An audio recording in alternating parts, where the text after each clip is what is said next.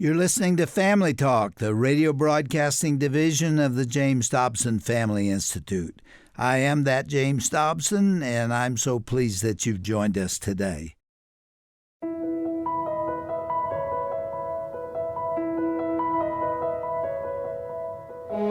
Welcome to Dr. James Dobson's Family Talk. I'm Roger Marsh, thanking you for joining us and thanking you for making us a part of your day.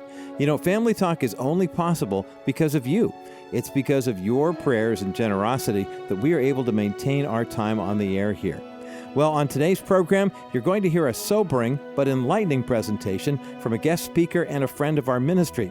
He is retired U.S. Army Lieutenant General Jerry Boykin. He's a highly decorated American freedom fighter, a culture warrior, and a longtime friend of the Dr. James Dobson Family Institute. He recently gave a presentation to a small group assembled by Dr. Dobson on the subject of restoring our military to greatness. Jerry Boykin believes that the Pentagon and the Defense Department have become wokeified in this day of political correctness, and that needs to change, or bad consequences will ensue. You'll hear the General's presentation in two parts, split between today's program and tomorrow's program as we commemorate Veterans Day, the national holiday which is tomorrow. And by the way, be sure to thank a veteran today or tomorrow, won't you, for their service and their commitment to preserving our nation. Now, let me tell you just a little bit about Lieutenant General Jerry Boykin, who has retired from the military.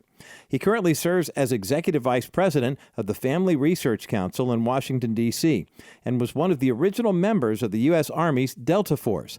He went on to command these elite warriors in combat operations.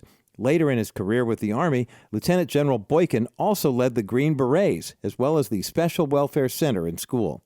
During his 36-year military career, General Boykin was involved in numerous high-profile missions, including the 1980 Iran hostage rescue attempt, the 1992 hunt for Pablo Escobar in Colombia, and the Black Hawk Down incident in Mogadishu, Somalia. General Boykin is an ordained minister with a passion for the gospel of Jesus Christ, and he encourages Christians to become warriors in God's kingdom.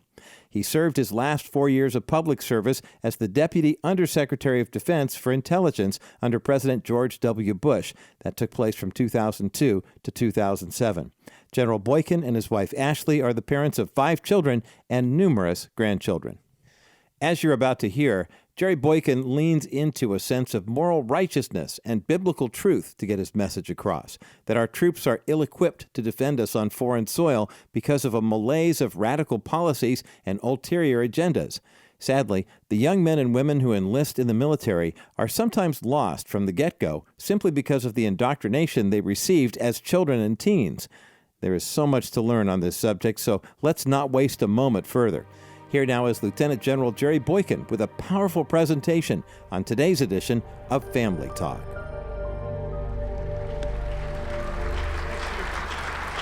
Thank you all. Thank you very much.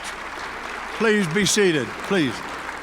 Thank you very much. And, it's an honor for me to be here tonight with the Dobsons and at probably the darkest period of my life. He did something for me that made a huge difference, and I'll be eternally grateful. In 2003, I got in a lot of trouble. I was the Deputy Undersecretary of Defense for Intelligence, and I got in a lot of trouble in the Pentagon, and the media came after me. Some of you may remember it. I was this guy that was speaking at churches in his uniform and all and around the country, and they beat me up. My wife, my little green-eyed wife, got on the phone and she called Dr. Dobson's office. And believe it or not, he got on the phone with her and he said, "What can I do to help?" And she didn't really know. She just wanted him to help us. She called Gary Bauer too and asked for his help, and he did the same thing. Dr. Dobson, the next day on a radio program, he aired this thing saying, "This is who General Boykin is," and he went through the whole hour. I don't know how he got all the information that quickly, but at the end, he said, "If you want to help General Boykin," he said, "you call one of these two numbers or both of them. One of them is at the Pentagon and one of them is at the White House." Well, the one at the White House was Donald Rumsfeld's private number. They tied up the line. They called me in and said, would you call that man and tell him to stop this? And I said, no, I won't call him and tell him to stop it. But first of all, he can't stop this now. We've created a storm here. And for probably 5 days, an entire work week, Rumsfeld could not use his personal line going out of the Pentagon.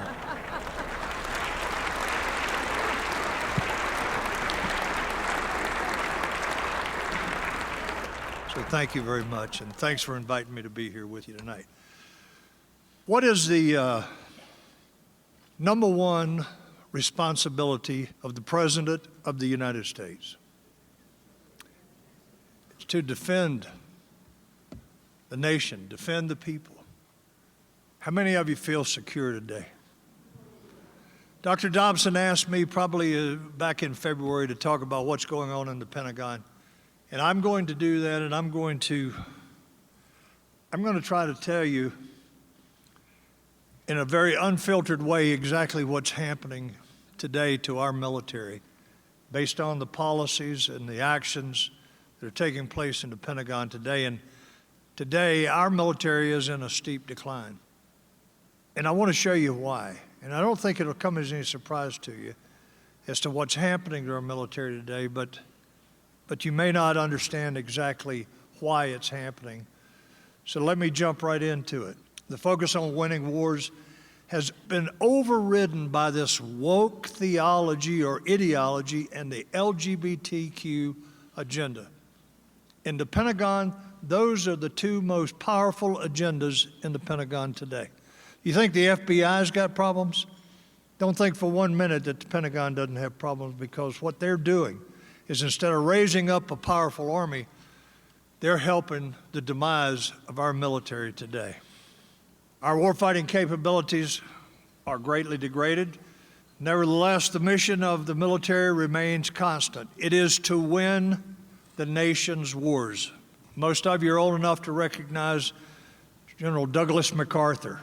In 1962, Douglas MacArthur stood in the mess hall at West Point, and he delivered a famous speech. In fact, when you watch the movie MacArthur, it is probably one of the most moving things in that whole movie about the life of MacArthur. He was talking about the mission of the Army. Remains determined, fixed, inviolable. It is to win our wars. That hasn't changed. The imperative for our military to win our wars has not changed. But the agenda within that military has clearly changed.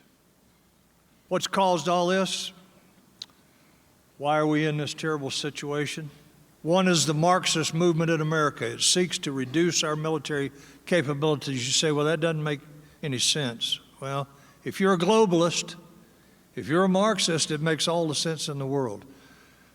These forced mandates for the COVID vaccine, allowing transgender individuals to serve in the military.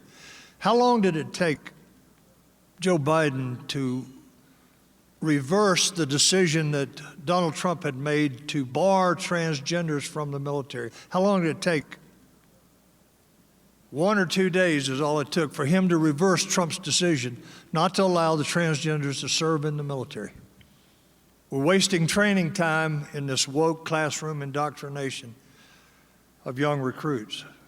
You know, we have to be ready to deploy and fight and win the nation's wars in a very short time period. And for every minute that we spend sitting in a classroom looking at this woke theology, this woke ideology, this woke nonsense, we're wasting time that we should be out on the range shooting weapons or doing maneuvers or doing something that actually contributes to winning the nation's wars. Instead, we're taking these people into a classroom and making them sit through this nonsense. If you're in the National Guard or the Reserves and you only get 1 weekend a month and 2 weeks in the summer, and you're wasting your time doing that, and that's exactly what's happening, they're wasting their times doing this, you're not going to be ready to win the nation's wars. And allowing women to serve in the frontline combat units. This all started back with Barack Obama. That's where all of this, everything I'm showing you here, started with him. And then we had a reprieve when Donald Trump came in and he began to turn things around. He gave the Pentagon some very specific instructions in terms of what he expected, what he wanted. And he wanted an Army, a Navy, an Air Force, a Marine Corps, a Coast Guard that could win the nation's wars. And then Mr. Biden comes in and we're right back to where we started. Allowing women to serve in the front line is not a good idea, and I can give you all the reasons for it. It's not a good idea. Selecting senior military leaders, and this is one of the things that really bothers me, is we're selecting these military leaders, senior leaders, like the chairman of the Joint Chiefs of Staff, Mark Milley, and others, the Chief of Staff of the Army, the Chief of Staff of the Air Force, Chief of Naval Operations. We're selecting them based on their woke beliefs or their liberal politics instead of their proven record of leadership in combat. They're willing to support the president's agenda. That's why they're there. That's why they bring them in. Reducing the standards for almost everything in the military today, the standards have been reduced to allow for more people to be able to come in, particularly those people that are in one of these special categories. They're a transgender or it's a female trying to get into the infantry. So the enlistment standards have been reduced. The enlistment standards have been rock solid for as long as I can remember, and now we've reduced those enlistment standards. Basic training standards have been reduced. Combat arms training, jump school, ranger school, special forces, all of that. The standards for all of those have been reduced. All you have to do is talk to the instructors that are out there teaching in these schools, and they will tell you the standards have been grossly reduced to the point that they come away wondering if we'll ever be able to take on a sophisticated and serious enemy. And persecution of Christians. Don't think for a moment there is not a persecution of Christians. These Christians are being persecuted every day in our military. And you know what that's doing? That is discouraging so many moms and dads all across the country to support Johnny or Janie going into the military. I have people ask me everywhere I go. I travel all over the country. People will say, well, I don't want my son or daughter to go in the military and have to check their faith at the door. And I must tell you, I'm getting to the point where it's very hard for me to look a mom or a dad in the eye and say, no, you need to encourage them to go. Because it's not the military I was in. When one of my grandchildren asked me about it, I'm not sure at this point what I'm going to say, to be honest with you, after 36 years in the military. I want you to look at this, and some of you may be aware of this, but I doubt if you're aware of all of this. The Marxist indoctrination embodies critical race theory. That's, you know, they have admitted that they're Marxist, right? You've seen Patrisse Cullors admit that they are Marxist. They're Marxist trained. Well, here's some of the tenets of CRT. And by the way, why is this important? It's important because we're forcing this on our military today. The Pentagon has a directive that this will be taught. You say, well, I thought they quit. No, they haven't quit it. They're still doing it. And this is being forced on every young man and woman that comes in our military today. And here's some of the tenets of it. First of all, it starts with the premise that racism or white supremacy exists everywhere, in every situation, organization, school, legal system, or every human relationship. Secondly, it demands that one should not ask whether there is or isn't racism in a situation, but how the racism manifests itself. There's an assumption there's racism in everything, every organization, every person. CRT demands that every person bow to its ideology and become activists who must tear down everything around them through making accusations of racism and constantly changing the definition of words, for example, racism and privilege. How many of you know who this is? You know, this guy's a former Navy SEAL. He's a member of Congress. He got that patch in combat. Listen to what he has to say. Today I'm going to begin sharing some of the more than 400 credible reports that we've received on the troubling cultural issues impacting our military. Make no mistake about it, the military is still the strongest in the world. But wokeism, identity politics, critical race theory, and blatant political activism have indeed seeped into this critical institution. Many of these issues involved mandated instruction on critical race theory, instances of preferential treatment, violations of free speech, and a decline in focus on merit-based advancement. And we want to have a reasonable discussion over these issues so we can keep these problems from compounding. Because DoD has some of the weakest whistleblower protections across the entire federal government, we will only share the details necessary while preserving confidentiality. Here's the first one. It involves a case of something called privilege walks, and yes, it's exactly what it sounds like. This is training that was required of members of an Air Force squadron, including senior leadership, designed to separate members physically regardless of rank or merit or commendations. This is how the training went. Commands were given. If you are white, take a step forward. If you are male, take a step forward, and so on, through every possible point of privilege one might have according to their intersectional hierarchy. The training was designed to physically separate people and more or less demean and diminish the success of those with privilege. They didn't get where they are based on their own merit, which is indeed a funny thing to do in the military because that's exactly what happens. You get to where you are because of your merit. So let's just point out the obvious. This is meant to shame people. And shame people for something they have no control over. It also literally creates manufactured divisions in an environment that requires camaraderie and puts down certain service members over others, not on merit, but on skin color or gender. When did it ever become the mission of the military to force service members to confront their so-called privilege? What value does this provide? We're all individuals. You are not the sum of your identity groups. This is complete nonsense and it has no place in our military. We cannot let the armed forces become some sort of massive social justice experiment, which is clearly what some want. This is just one example of hundreds. We're going to keep exposing this because there are too many senior officers in the military that are pushing for this. So stay tuned for more examples and the kind of woke training our service members are receiving in today's military, how it's hurting morale, and how it's hurting our readiness. Now, just so you know, he and Senator Tom Cotton have been running a hotline for whistleblowers within the military, and they're getting a lot of information from that, and people are calling in and informing them of what's going on in the military. So they're staying pretty much abreast. But stop and think about this.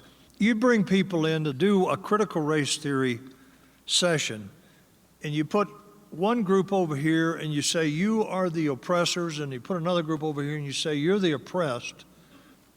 How is that building unity?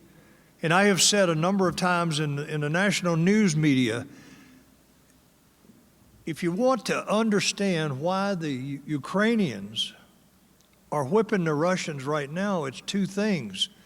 And those two things are the equalizers on the battlefield. One is purpose. The other is unity. Those people have a purpose. They're fighting for their lives. They're fighting for their nation, but they're also unified. They're unified. It doesn't matter what squabbles they may have had before this situation occurred with the Russians. They're fighting because they're unified. They're winning because they're unified. And all we're doing with this critical race theory is we are dividing our people. And we don't need that because it is so important to the success on the battlefield. Now, how about West Point? West Point hosted a seminar titled Understanding Whiteness and White Rage, led by Carol Anderson, who wrote a book entitled White Rage.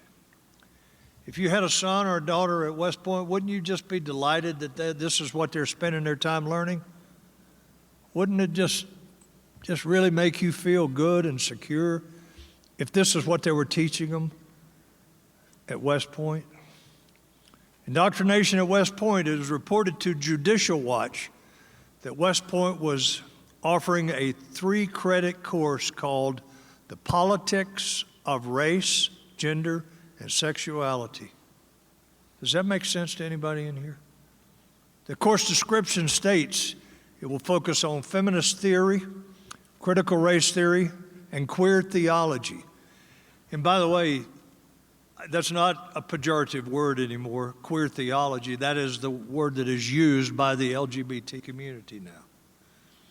Finally, the class will consider how the contemporary issues that relate to race, gender, and sexuality apply to the Army and how they impact the Army officer. CRT advances its cause by creating offices promoting diversity, equity, inclusion, and it's a major organization. Here's what they look like. These are offices now that we're hiring civilians, and we're putting some officer in charge of these offices. And every installation now, every organization now has one of these. Army Equity and Inclusion Agency, Office of Diversity and Inclusion, Office of Diversity, Inclusion, and Equal Opportunity. And these are all over our military today. Today's military diversity does not apply only to race. It also applies to sexual and gender preferences. President Biden issued an order, an executive order 14004, allowing transgenders to serve in the Army. And as I said, that probably was within the 48 hours after he took over that he lifted that ban on transgenders. But you know what? In case you don't realize it, you're paying for their surgery. You're paying for their hormone therapy.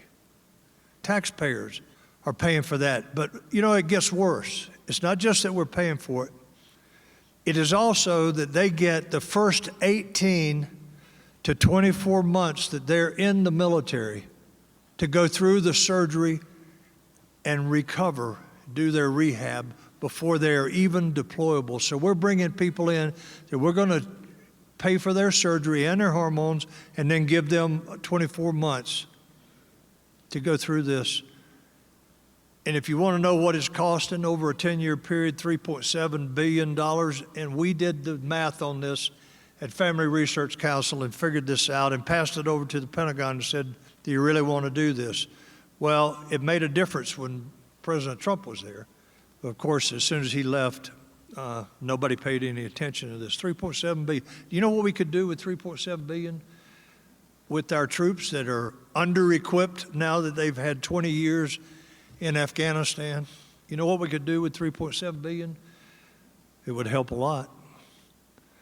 We're wasting our time and our money, but more importantly, we're wasting the time of those young men and women that are going to have to fight the nation's wars with this kind of nonsense. This is what's happening in our Pentagon today.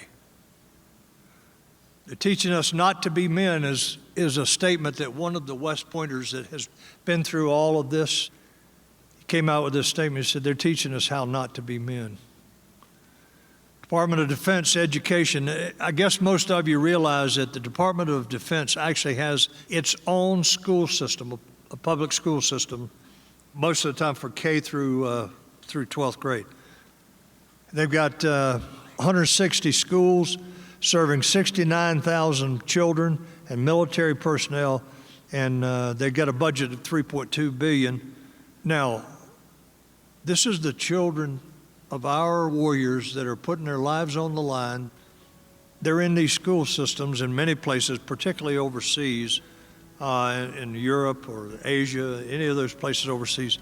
They have to go to school here because they don't have other schools for them. They're now peddling the CRT, white shaming and left-wing activism to the pupils K through 12.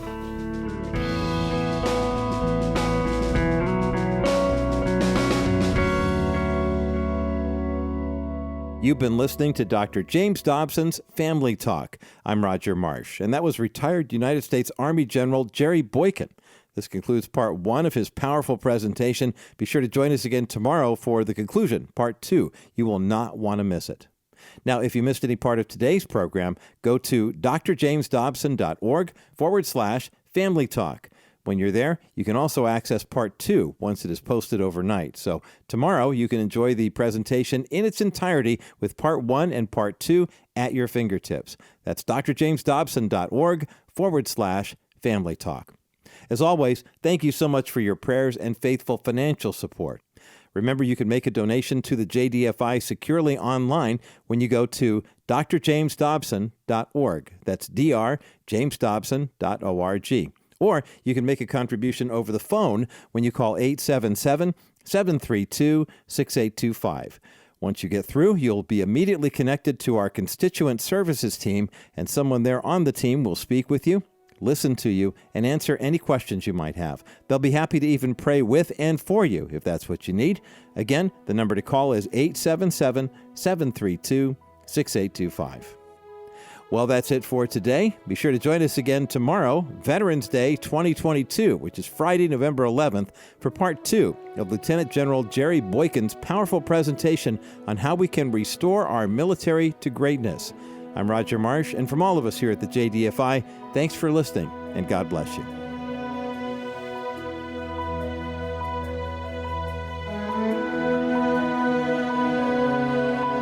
This has been a presentation of the Dr. James Dobson Family Institute.